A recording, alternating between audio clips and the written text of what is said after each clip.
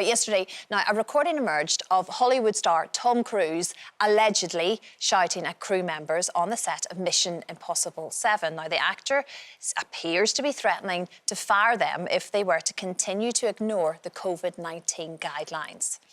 Well, now, following a subsequent second meltdown, it is reported that 5 members of the team have now resigned. It is all allegedly, we do have to say that, but it's an interesting debate, isn't it? And if this actually did happen, Jane, I mean, you can certainly hear his tone is potentially entirely wrong, but you can hear his passion about wanting to try to do the right thing. I think what you can hear is pressure, you know, because he also produces the films. So as he talks about, allegedly, is, you know, at night, for everybody else when they leave that film set, they probably go off and have a couple of beers and relax.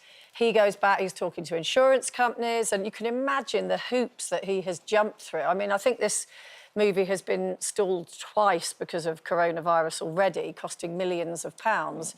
The hoops he's had to jump through to get them back working.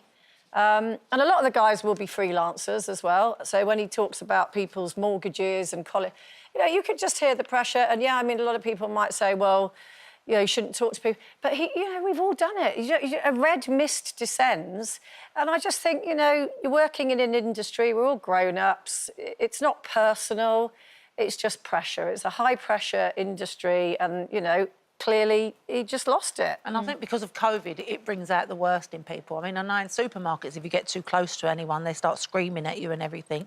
But I think there's ways of doing it. And he's also known as Mr. Nice Guy. When he goes to the premieres, he stops and talks to everyone. And apparently the crews always say that he is nice. But I think just with the pressure of the COVID and the films and so many people involved, it must be really, really difficult. But I don't think he should have been swearing and screaming like that. He could have said calmly, can you move away? Or but have whatever. you never had, you know, it's like almost like a chemical... Oh, yeah. You know, when you say, oh, what we should have done is this, you know, sometimes you can't do anything about it. It just comes out of you. They catch you in a bad moment as well, and suddenly it sort of just erupts. I mean, Natty, you would never do that, obviously.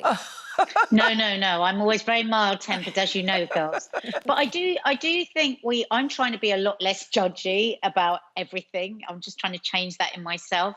And I think, as Linda says, through COVID, we're all more afraid than we would be normally. Of course, it's not the right way to talk to people, but I think we have to. And if he's doing that on consistently, then that's something else. But I think we are human. And sometimes we lose our temper and we behave inappropriately. It's what we do afterwards. I think that's important. I mean, you know, like I grew up in a really bombastic, loud, very sort of... she's gone again. Fun. Aggressively fun family.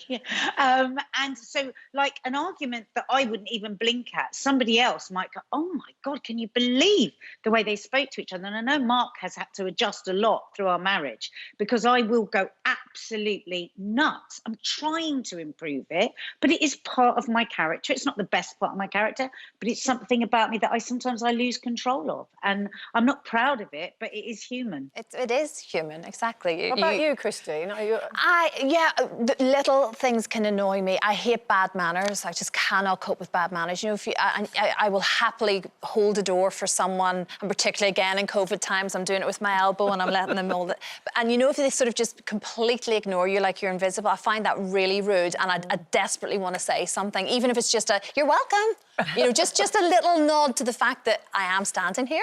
Those sorts of things do wind me up. I let it go quickly. I don't continue with it, but it absolutely does sort of wind me up, I have to say. I know we'd be here all day, wouldn't we, doing your stories, Linda, but yeah, you're not behind the door. It's sort of just, you know, I know. But letting rip. In cars, when, you know, let someone go, if they don't say thank you, I open the window and go, thank you! Yeah.